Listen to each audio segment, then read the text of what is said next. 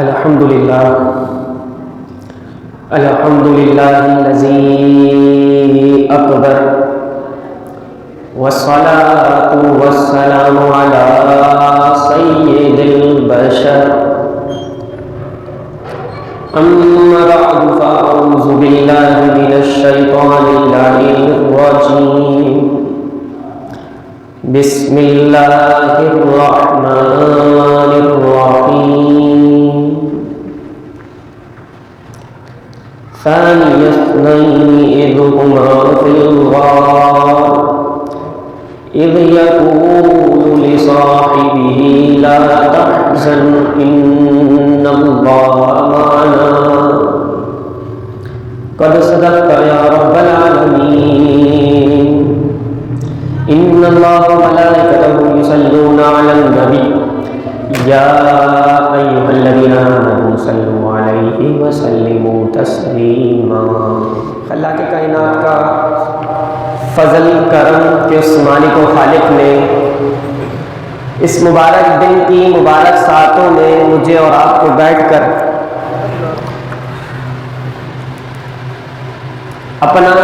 اپنے پیارے حبیب مکرم صلی اللہ علیہ وسلم کا اور ان کے بہت ہی پیارے صحابی رسول رضی اللہ تعالیٰ عنہ کا ذکر خیر کرنے کی توفیق بخشی، اور بےحد درود و سلام حضور نبی کریم رؤوف الرحیم صلی اللہ علیہ وسلم کی ذات بابرکات پر کہ جن کے اجالے سے ظلمتوں کے اندھیروں میں اللہ تعالیٰ نے نور پیدا فرمایا۔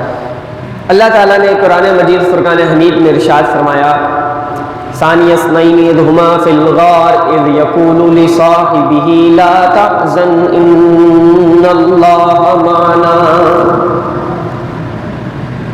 اس آیت میں خلاق کائنات نے ایک بہت ہی پیارا لقب ایک شخص کو عطا فرمایا۔ قرآن کی روح سے ضمناً میں ایک مسئلہ بھی سمجھاتا چلوں گا۔ یہ ایک بہت مشہور واقعہ ہے کہ جب نبی علیہ الصلوۃ والسلام ہجرت فرما رہے تھے تو ان کے ساتھ کوئی اور نہیں، صدیق اکبر رضی اللہ تعالیٰ عنہ۔ اب آپ ساتھ تھے اور غار کے جب اندر گئے تو اس وقت اس آیت کا نزول ہوا اور اللہ رب العزت نے ارشاد فرمایا کہ ثانی اثنین اذ ہما فی الغار، ان دونوں میں سے جب دوسرے نے کہا اذ یقول، جب کہا لصاحبہ، اپنے صاحب سے، اپنے صحابی سے، لا تحزن، غم نہ کرو، ان اللہ معنا، بے شک اللہ ہمارے ساتھ ہے، بے شک اللہ ہمارے ساتھ ہے۔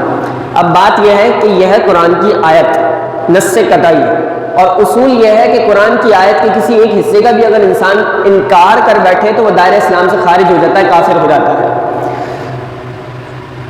قرآن نے صدیق اکبر رضی اللہ تعالیٰ عنہ کو، اچھا ایک اور بات میں آپ کو عرض کرتا ہوں کہ کسی چیز میں اختلاف ہو سکتا ہے کہ یعنی صاحب جو لفظ آیا ہے اس سے کوئی اور صحابی رسول مراد ہو، تو کسی بھی تفسیر کو اٹھا کے دیکھ لیں، ایون کہ کسی بھی مسلک کو دیکھ لیں، کسی بھی مکتبہ فکر کا آپ نظریہ لے لیں، تو کسی کا اس میں اختلاف نہیں ہے، کوئی دو رائے نہیں کہ یہاں صاحب سے مراد کوئی اور نہیں صدیق اکبر رضی اللہ تعالیٰ عنہ ہے، وہاں دوسرا کوئی اور تھا نہیں۔ تو صدیق اکبر رضی اللہ تعالیٰ عنہ کے لیے قرآن نے اور رب نے قرآن میں جو ٹائٹل دیا ہے وہ کوئی اور نہیں، فرمایا لصاحبہ، اپنے صاحب سے جب کہا کہ لا تحزن، غم نہ کرو، ان اللہ معنا، بے شک اللہ ہمارے ساتھ ہے، تو اصول کی روشنی میں یہ بات ثابت ہو گئی کہ اگر کوئی صدیق اکبر رضی اللہ تعالیٰ عنہ کی صحابیت کا انکار کرتا ہے تو گویا اس نے قرآن کا انکار کیا اور وہ دائرہ اسلام سے خارج ہو جائے گا، وہ کافر ہو جائے گا، کفر کیا اس نے۔ تو وہ صدیق اکبر رضی اللہ تعالیٰ عنہ کی صحابیت میں شک کرنا، اعتراض کرنا، اپنے عقائد پہ رافضیت کی گرد جما لینا، یہ انتہائی نامناسب حرکت ہے۔ تو صدیق اکبر رضی اللہ تعالیٰ عنہ کی صحابیت قرآن سے ثابت ہے، ان کی صحابیت کا انکار نص قطعی قرآن کی آیت کا انکار، اور دائرہ اسلام سے خارج ہو جائے گا انسان۔ صدیق اکبر رضی اللہ تعالیٰ عنہ جب غار میں گئے اور اپنے لباس میں سے حصہ ٹکڑے ٹکڑے کر کر کے بھر دیا، یہ مشہور واقعہ ہے۔ تو یہاں پہ ایک نقطہ میں آپ کو سمجھاؤں، صدیق اکبر رضی اللہ تعالیٰ عنہ نے کو جب سانپ نے ڈسا نا تو نبی علیہ السلام، یہ حضرت عمر رضی اللہ تعالیٰ نے جب واقعہ بیان فرماتے تھے نا تو روتے تھے اور کہتے تھے کہ صدیق اکبر رضی اللہ تعالیٰ عنہ نے جنبش، پیر کو جنبش بھی نہیں دی. میں یہاں بیٹھا ہوں، اگر میرے اوپر چھپکلی گر جائے تو میں بے وزن ہو جاؤں گا، اٹھ جاؤں گا، بھاگوں گا، ہلوں گا. آپ کے اوپر کوئی کیڑا گر جائے تو آپ بھی ہلیں گے. وہاں پیچھے سانپ ڈس رہا ہے، مسلسل ڈس رہا ہے، پیر میں جنبش بھی نہیں پیدا ہوئی. لیکن بشر تو تھے نا، بشری تقاضا ہوتا ہے، تو بے ساختہ آنسو نکل پڑے. تو نبی علیہ السلام کے رخسار مبارک پہ گرے تو آنکھ کھل گئی. کہا صدیق کیا ہوا؟ اب یہ جو لمحہ ہے صدیق کیا ہوا، تو یہاں پہ صدیق اکبر رضی اللہ تعالیٰ عنہ نے جو جواب دیا ہے تو پھر زمانے میں ایسا عاشق دوسرا پھر کہیں دیکھا نہیں ہے. ہنگامی صورتحال ہو تو پھر انسان القابات نہیں دیکھتا، ٹو دی پوائنٹ بات کرتا ہے. مثال کے طور پہ اس مائک میں کرنٹ ہے، میں خطاب کرنے کے لیے بیٹھ گیا تو آپ بتانا چاہ رہے ہیں امام صاحب اس مائک میں کرنٹ ہے، تو آپ یوں تو نہیں بتائیں گے کہ علامہ صاحب، مفتی صاحب، حضرت قبلہ سیدی، ہمارے بہت ہی پیارے مسجد کے خطیب، یا حضرت آپ بہت پیارے. اب میں آپ کو ایک بات بڑی اہم بتانے لگا ہوں، آپ کے مائک میں کرنٹ ہے. اس وقت تک تو کرنٹ لگ جائے گا، آپ کیا کہیں گے؟ جناب مائک میں کرنٹ ہے، بات ختم. ہنگامی صورتحال کہلاتی ہے نا. صدیق اکبر رضی اللہ تعالیٰ عنہ کے پیر پر سانپ نے ڈسا اور کئی بار ڈسا. نبی علیہ السلام نے پوچھا ہے صدیق کیا ہوا؟ ہنگامی صورتحال. صدیق اکبر رضی اللہ تعالیٰ عنہ نے فرمایا فدا کا ابی و امی یا رسول اللہ، میرے ماں باپ آپ کے قدموں پہ نچھاور جائیں، آپ کی راہوں پہ قربان ہو جائیں، مجھے سانپ نے ڈس لیا ہے. زمانے نے ایسا عاشق نہیں دیکھا. ایسی ہنگامی صورتحال میں بھی فدا کا ابی و امی یا رسول اللہ، مجھے سانپ نے ڈس لیا. تو یہ عشق کا معاملہ تھا ان کا. تو یہاں پہ میں ایک اور بات سمجھاؤں آپ کو کہ اکثر علماء یا خطیب یہ واقعہ سناتے ہیں لیکن یہ واقعہ ادھورا سنا دیتے ہیں کہ یہ جو سانپ کا معاملہ تھا. اصل میں معاملہ یہ تھا کہ مدارج النبوہ میں شاہ عبداللہ محدث دہلوی رحمۃ اللہ تعالیٰ علیہ نے بھی اس بات کو لکھا ہے. یہ جو سانپ تھا نا، جو صدیق اکبر رضی اللہ تعالیٰ عنہ کی ڈس رہا تھا، حضرت عیسیٰ علیہ السلام کا زمانہ تھا. حضرت عیسیٰ علیہ السلام اپنے حواریوں کے ساتھ بیٹھے تھے کہ حضرت عیسیٰ علیہ السلام نے میرے اور آپ کے پیارے نبی کا ذکر شروع کر دیا اور کہا اس کا نام احمد ہوگا. پھر اس کی پیدائش، ساری چیزیں ذکر. پھر حضرت عیسیٰ علیہ السلام نے ذکر کیا کہ اس نبی کو مکہ والے بڑے ستائیں گے، اللہ ہجرت کا حکم دے دے گا. وہ ہجرت فرمائیں گے، غار ثور میں رکیں گے اور پھر آگے مدینہ کی طرف چلے جائیں گے. یہ ذکر فرما ہی رہے تھے کہ اتنے میں ایک سانپ کا گزر ہوا. سانپ رینگتے رینگتے تھم گیا اور رک گیا اور قریب آ کر حضرت عیسیٰ علیہ السلام سے اس نے کلام کیا اور پوچھا ہے عیسیٰ، وہ نبی جن کی آپ نے تذکرے کیے، میں بھی ان سے ملاقات کی چاہت رکھتا ہوں، میں کیسے ملوں؟ کہا پھر تمہارے لیے تو ایک ہی رستہ بچتا ہے، جب وہ ہجرت کریں گے، غار ثور میں رکیں گے تو غار ثور پہنچ کے ان کا انتظار کرو. علماء کہتے ہیں سینکڑوں سال وہ رینگتا غار ثور میں پہنچا کہ نبی کی ابھی پیدائش بھی نہیں ہوئی تھی.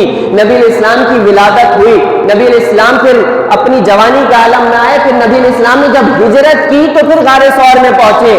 پھر یہاں کے علماء نے ایک جملہ نقل فرمایا، کہا یہ جو معاملہ تھا یہ کوئی عام حالت نہیں تھی، کہا یہ دو عاشقوں کی لڑائی تھی. ایک طرف سانپ عاشق تھا اور ایک طرف صدیق اکبر رضی اللہ تعالیٰ عنہ عاشق تھے. دو عاشقوں کی لڑائی تھی. جو سانپ سینکڑوں سال سفر کر کے اور رینگتے رینگتے جس نبی کے دیدار کی خاطر یہاں پہنچا، اے صدیق آج تو نے پیر رکھ کے اس نبی کے دیدار کو روک لیا، میں کہاں سے باہر نکلوں؟ تو صدیق اکبر کو مجبوراً اس نے ڈسا. اور علماء نے یہاں تک لکھا ہے کہ صدیق اکبر رضی اللہ تعالیٰ عنہ کو سانپ نے ڈائریکٹ ڈسا نہیں، پہلے اپنا سر مارا کہ صدیق اکبر رضی اللہ تعالیٰ عنہ پیر ہٹا لے تو میں نبی کی زیارت کر لوں. جب صدیق اکبر نے جنبش نہیں کی تو پھر مجبوراً اس نے ڈسا، اور جب پیر ہٹایا تو سانپ نکل کر مسلسل نبی علیہ السلام کا دیدار کرنے لگا اور گویا زبان حال سے کہنے لگا یا نبی یہ زمین آپ پر نثار ہوتی ہے، یہ فلک آپ پہ قربان ہوتا ہے، فرشتے آپ کے دربان ہیں، صحابہ آپ کے غلام ہیں. میں نے مانا صدیق اکبر بھی آپ کے نام پر جان نچھاور کرنا جانتا ہے، میں نے مانا صدیق اکبر بھی آپ کے نام پر گردن کٹوانے کے لیے تیار ہے، لیکن اگر میں صدیق کو نہ ڈستا تو اے نبی آج میں آپ کے دیدار سے محروم ہو جاتا. گویا وہ زبان حال سے کہہ رہا تھا کہ جب تیری شان کریمی پہ نظر جاتی ہے، زندگی کتنے مراحل سے گزر جاتی ہے اور بے طلبی دیے جاتا ہے مجھ کو دینے والا، ہاتھ اٹھتے نہیں جھولی میری بھر جاتی ہے. ہاتھ اٹھتے نہیں، ہاتھ اٹھتے نہیں جھولی میری بھر جاتی ہے. تو یہ دو عاشقوں کا مقابلہ تھا. ایک طرف سانپ عاشق تھا تو ایک طرف صدیق اکبر رضی اللہ تعالیٰ عنہ عاشق تھے. نبی علیہ الصلوۃ والسلام نے ارشاد فرمایا مجھ پہ جتنے لوگوں نے احسانات کیے نا میں نے دنیا میں ان کے احسان کا بدلہ چکا دیا. جس نے جو احسان کیا اللہ نے مجھے اتنا دیا میں نے احسان کا بدلہ چکا دیا. لیکن آگے جو نبی علیہ السلام نے ارشاد فرمایا, نبی علیہ السلام نے فرمایا ابو بکر کے مجھ پہ اتنے احسانات ہیں کہ اس کے احسانات کا بدلہ میں نہیں چکا سکا, اللہ کے کائنات حشر میں خود چکائے گا. ابو بکر کے احسانات جتنے اس پر ہیں ابو بکر کے احسانات کا بدلہ اللہ قیامت کے دن اتارے گا. پھر کیسے اتارے گا؟ فرمایا کہ ان اللہ یتجلی للناس عامۃ وَلِأَبِي بَكْرٍ خَاصَّةً.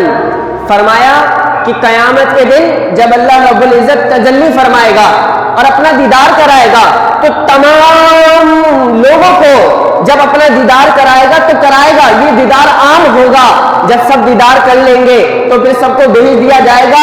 ابو بکر رضی اللہ تعالیٰ عنہ کو بلایا جائے گا اور ولی ابی بکر خاصتاً حضرت ابو بکر کو اللہ تعالیٰ اپنا خاص دیدار کرائے گا, خاص دیدار کرائے گا.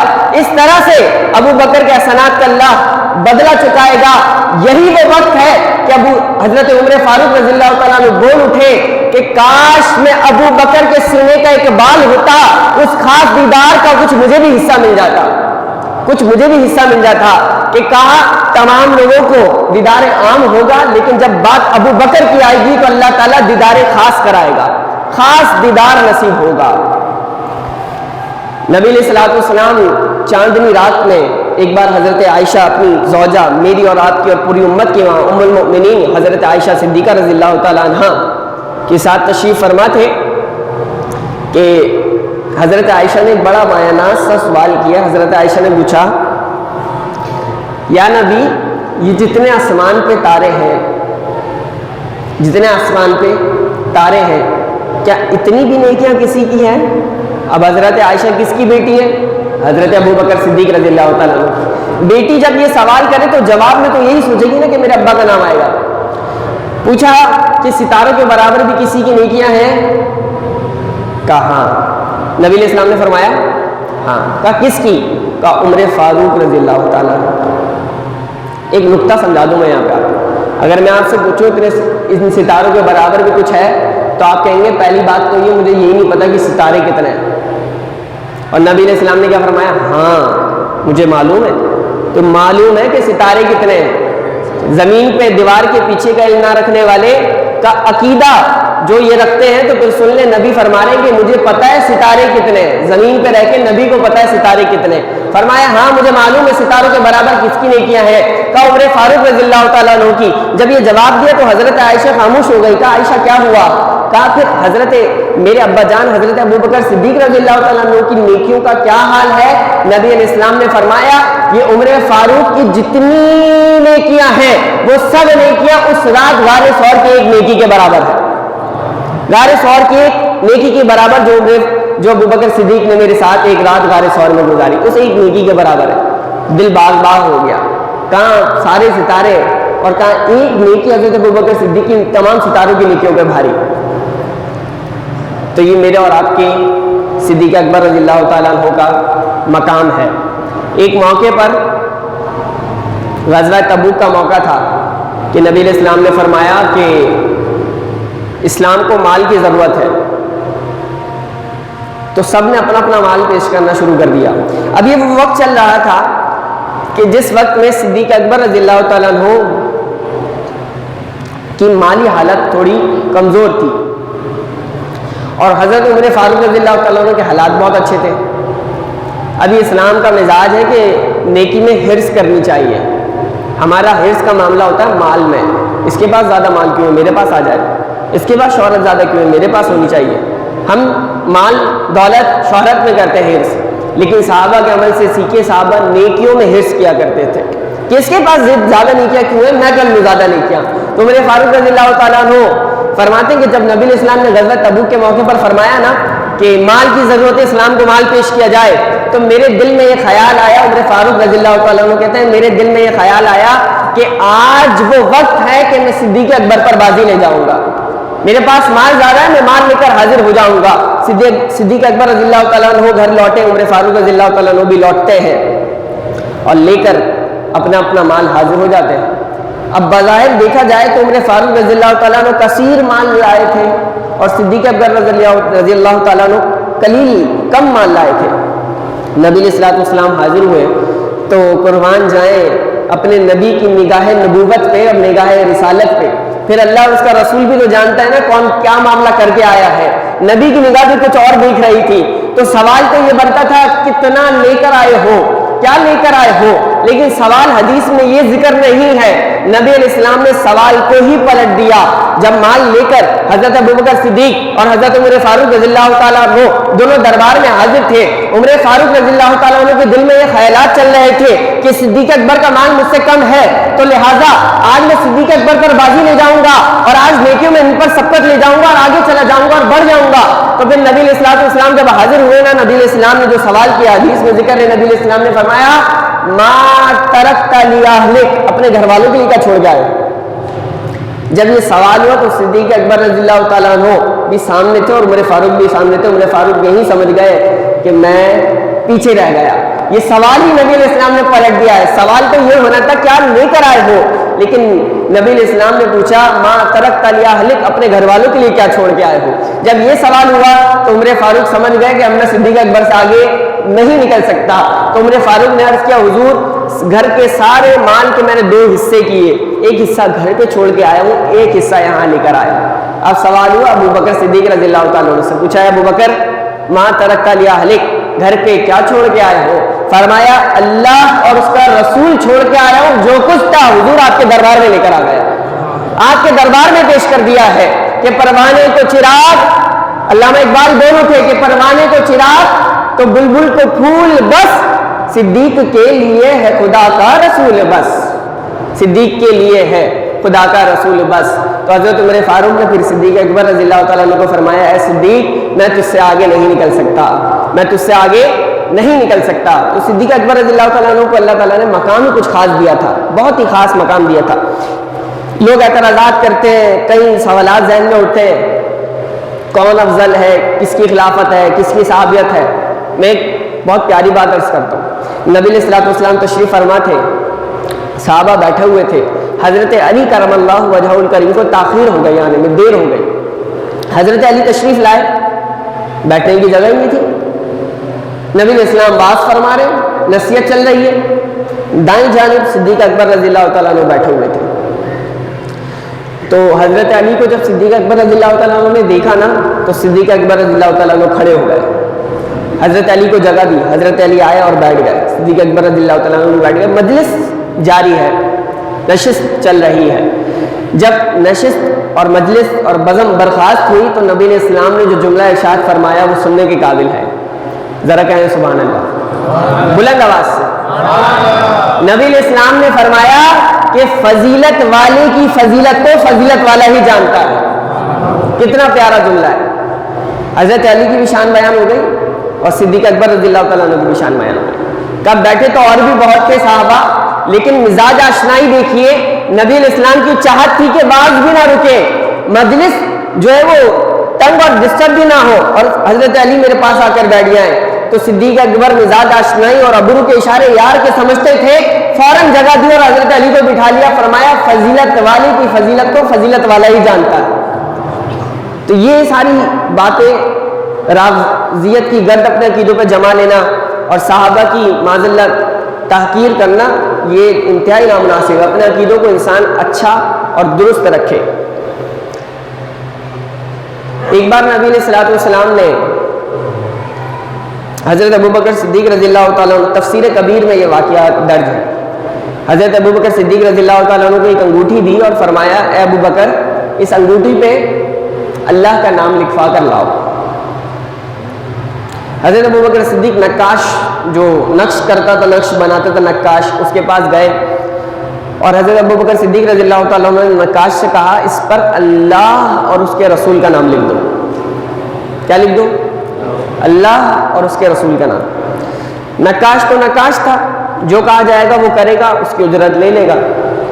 تو اس نے انگوٹھی پہ اللہ اور اس کے رسول کا نام لکھ دیا.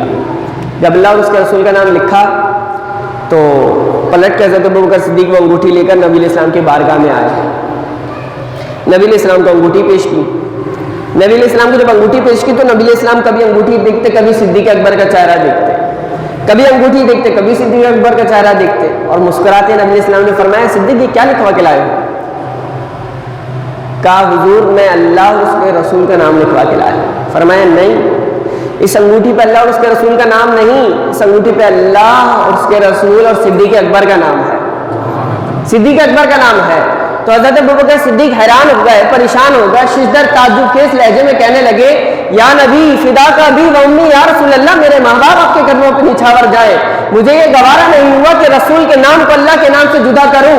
بس اس لیے میں نے نقاش کو کہا کہ اللہ کے نام کے ساتھ اس کے رسول کا نام بھی لکھنا. مجھے نہیں معلوم کہ اس پر صدیق اکبر کیسے لکھا ہے. تفسیر میں لکھا ہے کہ اتنے میں جبریل امین عرش سے فرش پر نازل ہوئے اور کہنے لگے, حضور میں آپ کو بتاتا ہوں یہ معاملہ کیا ہے. کہ اللہ فرماتا ہے کہ صدیق اکبر اس بات پہ راضی نہیں ہوا کہ رسول کے نام کو اللہ کے نام سے جدا کیا جائے, تو اللہ اس بات پہ راضی نہیں ہوا کہ صدیق کے نام کو رسول کے نام سے جدا کیا جائے. تو جب صدیق اکبر انگوٹھی لے کر آ رہے تھے تو رستے میں ہی اللہ کی جانب سے اس انگوٹھی پہ صدیق اکبر کا نام لکھ دیا گیا ہے, صدیق اکبر کا نام لکھا ہوا ہے. تو اس طرح سے اللہ تعالیٰ نے اللہ اور اس کے رسول اور صدیق اکبر کا نام ایک ساتھ انگوٹھی پہ لکھ دیا ہے. تو ایشان صدیق اکبر رضی اللہ تعالیٰ عنہ کی. مدینے میں ایک نابینا عورت رہتی تھی,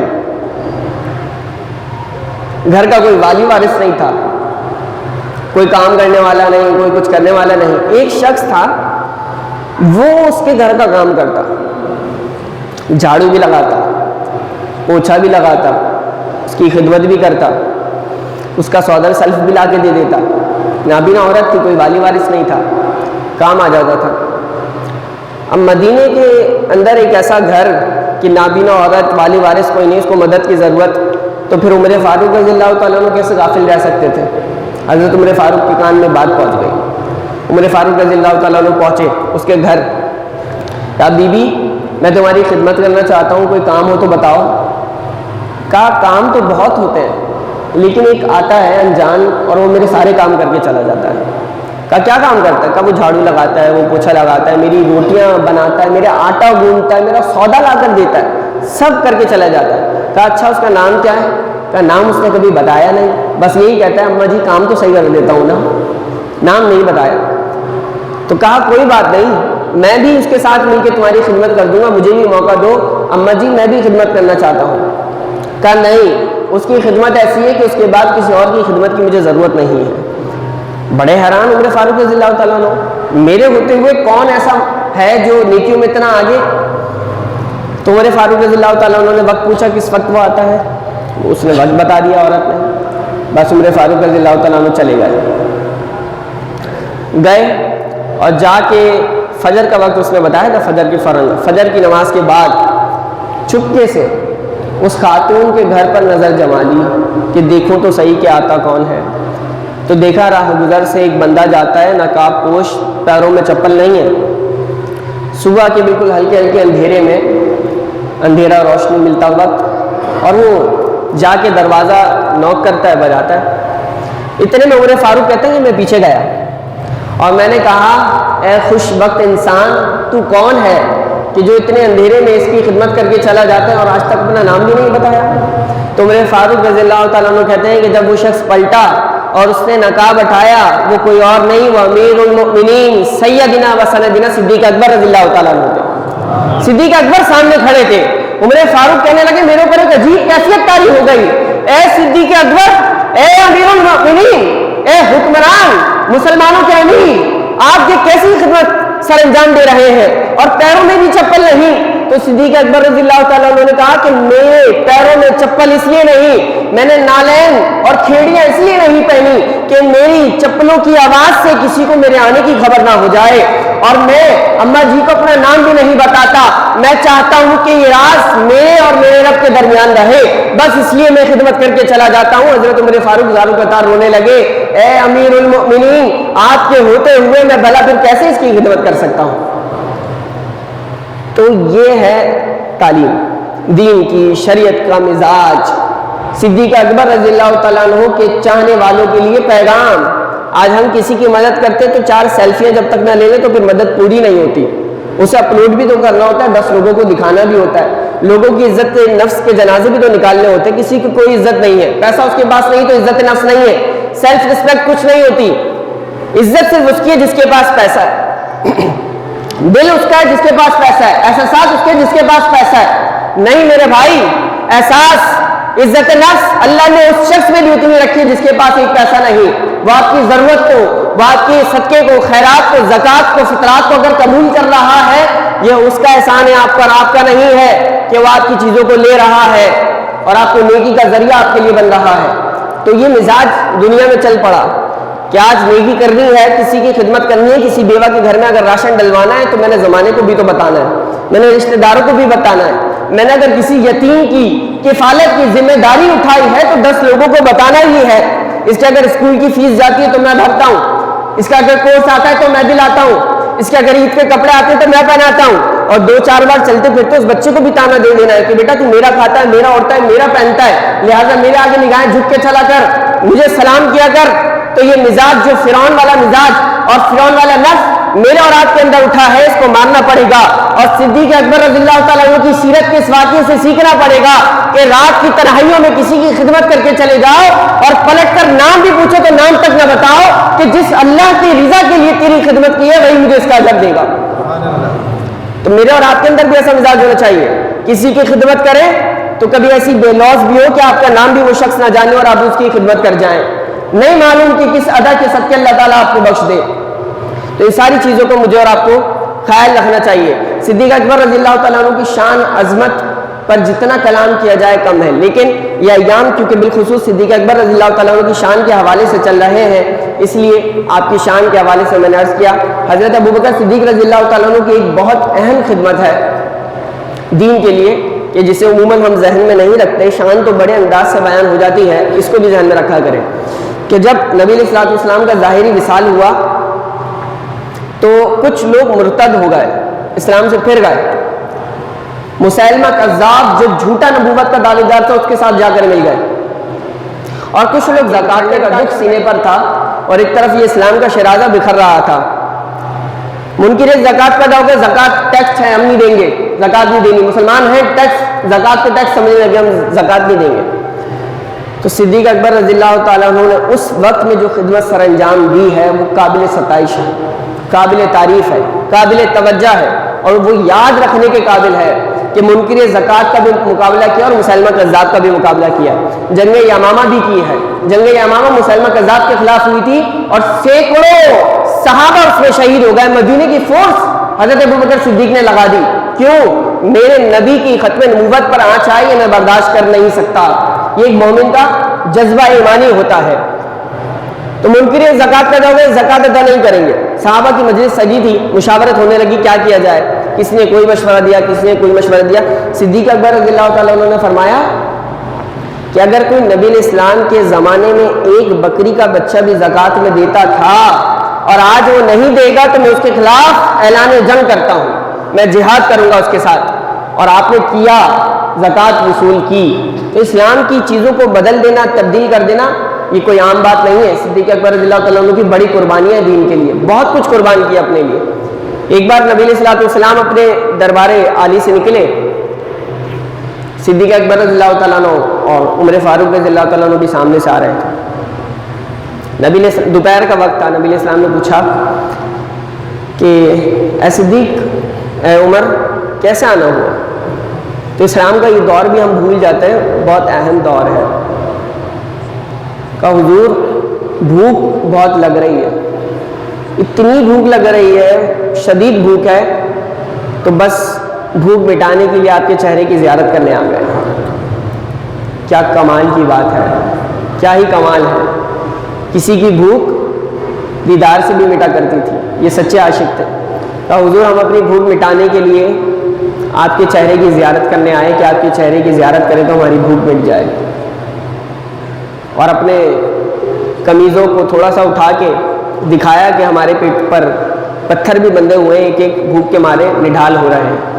تو نبی علیہ الصلوۃ والسلام کی آنکھوں میں بھی آنسو آ گئے اور نبی علیہ السلام نے فرمایا کہ جس چیز سے میں تمہیں پریشان کر کے گھر سے نکالا ہے نا، اسی چیز نے پریشان کر کے مجھے بھی گھر سے نکالا ہے. میں بھی کئی دن سے فاقوں سے ہوں. اور پھر نبی علیہ السلام نے اپنے شکم اطہر کو دکھایا تو اس پہ 2 پتھر بندھے ہوئے تھے. تو پھر ایک صحابہ رسول تھے، اللہ نے بڑا مالی طور پہ نوازا تھا، انہوں نے فوراً نبی علیہ السلام کی اسی وقت دعوت کی اور دعوت کر کے نبی علیہ السلام کو گھر پہ بلایا، ایک بکری ذبح کی اور دعوت کی. تو نبی علیہ السلام نے روٹی کے ٹکڑے پہ شوربہ اور کچھ بوٹیاں رکھیں اور ایک صحابی رسول کو کہا کہ جا کر گھر پہ میری شہزادی، میرے جگر کا ٹکڑا فاطمہ کو بھی دے آؤ، وہ بھی کہیں دن سے بھوکی ہے. تو یہ دور بھی اسلام نے دکھایا ہے، قربانیاں دی ہیں. صحابہ فرماتے کھانے پینے کے لیے کچھ نہیں ہوتا تھا تو ہم کیا کھاتے تھے؟ ہم کھجور کھاتے ہیں، گٹلی پھینک دیتے ہیں نا. صحابہ فرماتے گٹلی تھی نا، اسے پیستے تھے اور اسے پھانک کر پانی پی لیتے تھے. یہ کئی دنوں تک ہم یہ کھاتے تھے. یہ گٹلی کو پیسا، اسے پھانکا اور پانی پی لیا، کھانے پینے کے لیے کچھ تھا ہی نہیں. یہ دور میرے اور آپ کے نبی اور ان کے صحابہ نے گزارا ہے. اچھا تھا کچھ نہیں پاس، اللہ نے معاذ اللہ کچھ عطا نہیں کیا تھا. نبی علیہ السلام نے فرمایا اگر میں چاہوں تو یہ احد پہاڑ جو تمہیں آپ نظر آ رہے ہیں نا، یہ سونا بن کے میرے ساتھ چلے. اتنا اللہ نے نوازا تھا. لیکن اللہ کے نبی نے اپنی امت کے لیے غربت کو اختیار کیا کہ میں اگر امیری کی زندگی جیوں گا میری امتیوں کے لیے جینا مشکل نہ ہو جائے، تو غربت اور فقر کے عالم میں گزارا کیا. تو اتنی قربانیاں صدیق اکبر رضی اللہ تعالیٰ عنہ نے، صحابہ نے، نبی علیہ السلام نے دی. آج میں اور آپ اپنا کیا کچھ قربان کرنے کے لیے دین کے لیے تیار ہیں. وقت میرے پاس دین کے لیے نہیں ہے، دولت میرے پاس بہت ہے لیکن دین کے لیے نہیں ہے. میرا حسن و جمال، میرا علم، میری صلاحیت سب کچھ ہے لیکن دین کے لیے کچھ نہیں ہے. دین کے لیے صرف اتنا ہے کہ میں دین سے اپنا فائدہ لے سکتا ہوں. میرا بچہ جب پیدا ہوگا تو کان میں اذان دین والا دے گا، جنازہ جب ہوگا تو دین والا پڑھا دے گا، نکاح جب ہوگا تو دین والا نکاح پڑھا دے گا. دین سے صرف میں اتنا فائدہ لوں گا. عقیقہ جب ہوگا تو مولوی صاحب آ کے کچھ قرآن کی تلاوت کر دیں گے. کوئی 40واں ہوگا تو اس میں کچھ تلاوت ہو جائے گی. کوئی اماں ابا کے لیے سارے ثواب کرانا ہوگا تو اس میں بچے آ جائیں گے. دین کا تعلق میرا اور آپ کا صرف اتنا ہے. ہونا تو یہ چاہیے تھا کہ باپ کا جنازہ ہو تو بیٹا کھڑے ہو کر پڑھائے. قریب ترین حق ہے. میں آپ کو ایک بات بتاتا ہوں، اللہ سب کے والدین کو حیات دے، حیات جاویدانی دے، دراز یوم بالخیر عطا فرمائے. سب کے والدین سلامت رہیں. میرے والدین بھی الحمدللہ حیات ہیں، لیکن میرے والد محترم نے، میں عالم بن رہا تھا تو تقریباً کوئی چوتھا میرا سال تھا عالم کا یا تیسرا تھا. اسی دوران جو ہے وہ میرے والد محترم نے ایک مجھے وصیت کی تھی. حالانکہ وہ بھی بیعت ہے صیفی سلسلے میں. جو بندہ بیعت ہوتا ہے نا تو پھر وہ تو کہتا ہے کہ میرا جنازہ میرا مرشد پڑھائے اور کوئی نہ پڑھائے. لیکن میرے والد محترم نے مجھے وصیت کی کہ میرا جنازہ آپ نے پڑھانا ہے.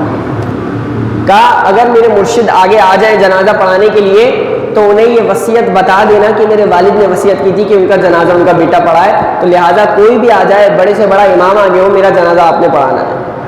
تو یہ بڑا اعزاز ہوتا ہے کہ والد کا جنازہ بیٹا پڑھائے، بیٹے کا جنازہ والد پڑھائے. آج تو ماحول ہی بدل گیا. باپ کا جنازہ بیٹا دور کھڑا ہے، کپڑے ہی پاک نہیں ہے اس کے، تکبیریں نہیں آتی، اسے دعائیں نہیں آتی. یہ باپ کے جنازے میں شرکت کے لیے آیا ہے. جوانی گزار دی، ایام گزار دیے، بہت کچھ پڑھا ہے، دنیا دیکھی ہے، بہت گھومے، لیکن دین کا ہمیں نہیں پتا. ہمیں نماز جنازہ پڑھنی نہیں آتی، ہمیں پاکیزگی نہیں آتی، ہمارے کپڑے پاک نہیں ہیں، ہمارا دل پاک نہیں ہے، ہمارا من گندا ہے، ہمارا سب کچھ گندا ہے. اس لیے ہم دور کھڑے. ہم جنازے میں والد کی شرکت نہیں کر سکتے. شرکت کریں گے تو سب سے آخری صف میں بیٹا کھڑا ہے. بھائی ولی آگے آ جائے، بیٹا سب سے آخر سے نکل کے آ رہا ہے. تو یہ غور و فکر کرنے کی ضرورت ہے. آج نوجوانوں کو، ہمارے بچوں کو ایسی تربیت کریں کہ اگر غسل دینا ہو تو سب سے پہلے رشتہ دار، قریبی رشتہ دار سامنے آئے، کسی کو ڈھونڈنا نہ پڑے کوئی غسل دینے والا ہے. ریسنٹلی میرے بھتیجے کا انتقال ہوا، ہمارے خاندان کا، فیملی کا پہلا بھتیجا، اس کا انتقال ہوا. تو ابھی 3 دن کا بچہ تھا. اس کی پیدائش ہوئی تو کان میں اذان میں ہی دیتا ہوں. اپنے فیملی میں اکثر نکاح وغیرہ بھی پڑھانا ہوتا ہے تو اس کے کان میں میں نے اذان دی. 3 دن بعد اس کا انتقال ہو گیا رضا الہی سے. اللہ کو جو منظور، اپنی امانت لے لی اللہ نے واپس. تو اس کو غسل بھی میں نے دیا اور جنازہ بھی میں نے پڑھایا. تو میرے دل میں ایک بات تھی، میں نے کہا گھر والوں کو، میں نے کہا دنیا میں پہلا ایسا شخص ہے کہ جس کے کان میں بھی اذان میں نے دی اور جس کا جنازہ بھی میں نے پڑھایا۔ تو یہ ایک اعزاز بھی ہوتا ہے کہ آپ کسی کے کان میں اذان دیں، لوگ آپ کو اس نگاہ سے دیکھیں، آپ کسی کا جنازہ پڑھائیں، آپ کسی کو غسل دیں، آپ کسی کو کندھا دیں۔ یہ ساری چیزیں میرے اور آپ کے سمجھنے کے لیے، ہم کب سمجھیں گے؟ زندگیاں گزر رہی ہیں، کوئی مسئلہ ہی نہیں ہے، اتنی مصروف زندگی کہ ہمیں دین سمجھنے کے لیے وقت نہیں ہے، باقی سب کچھ سمجھ میں آتا ہے ہمیں، باقی ہم اپنے مطلب کی ساری چیزیں سمجھ لیں گے۔ نبی علیہ السلام جب معراج سے تشریف لائے نا، تو نبی علیہ السلام نے جب معراج کا اعلان فرمایا تو صدیق اکبر رضی اللہ تعالیٰ عنہ وہاں موجود نہیں تھے۔ صدیق اکبر رضی اللہ تعالیٰ عنہ کسی بازار میں موجود تھے۔ کفار نے کہا یہی موقع سب سے بیسٹ ہے۔ کفار پہنچے صدیق اکبر رضی اللہ تعالیٰ عنہ کے پاس اور کہا ذرا بتاؤ صدیق، اے ابو بکر بتاؤ، ابھی تک آپ کا لقب صدیق نہیں تھا، وجہ یہ ہوئی کہ آپ کا لقب صدیق پڑا۔ کہا ابو بکر بتاؤ، کا کیا بتانا ہے کہ اگر کوئی شخص کھڑے ہو کر کہے کہ رات کے تھوڑے سے حصے میں مسجد اقصی سے مسجد حرام تک گیا اور لامکان تک گیا اور جنت کی سیر کر کے آ گیا، کیسا ہے؟ صدیق اکبر رضی اللہ تعالیٰ عنہ نے فرمایا نہیں، ممکن ہی نہیں ہے۔ مسجد اقصی سے مسجد حرام تک بھی جائے تو ایک مہینہ آنے کا، ایک مہینہ جانے کا، رات کے قلیل حصے میں بھلا کون کیسے جا سکتا ہے؟ تو اب سمجھے کہ لوہا گرم ہے، چوٹ صحیح بیٹھے گی۔ اب کفار نے کہا کہ تیرا یار ہی تو کہتا ہے، تمہارے نبی نے یہ کہا ہے۔ اب صدیق اکبر رضی اللہ تعالیٰ عنہ کا لہجہ، انداز، تکلم سب کچھ بدل گیا۔ کیا کہا؟ آمنہ کے لال نے کہا ہے، کیا کہا؟ میرے نبی نے کہا ہے، اگر انہوں نے کہا ہے تو سچ کہا ہے، اور یقین جانو میرے کندھے پہ کملی جو سفید موجود ہے، اگر وہ کہیں یہ سفید نہیں کالی ہے تو میں کہوں گا کالی ہے، اگر وہ کہیں یہ دن نہیں رات ہے تو میں کہوں گا یہ رات ہے۔ اگر میرے نبی نے کہا ہے تو سچ کہا ہے۔ ارے تم اس کی بات کرتے ہو، وہ آسمان کی خبریں سناتے ہیں، ہم وہ مان لیتے ہیں جو ہم نے دیکھا نہیں، ہم نے رب کو نہیں دیکھا، ہم رب کو مانتے ہیں، انہی کے کہنے پہ تو مانتے ہیں۔ اگر انہوں نے کہا ہے تو سچ کہا ہے، اسی لیے تو سلایا ہے اپنے پہلو میں، اسی لیے تو سلایا ہے اپنے پہلو میں کہ یار غار کا رتبہ حضور جانتے ہیں، کہ یار غار کا رتبہ حضور جانتے ہیں۔ تو اللہ تعالیٰ ہمیں سیدنا و سندنا حضرت ابوبکر صدیق رضی اللہ تعالیٰ عنہ کے علمی مقام اور آپ کی قربانیوں کو سمجھنے کی توفیق عطا فرمائے، جو کچھ عرض کیا اس پہ عمل کرنے کی توفیق عطا فرمائے۔ وآخر دعوانا ان الحمدللہ رب العالمین۔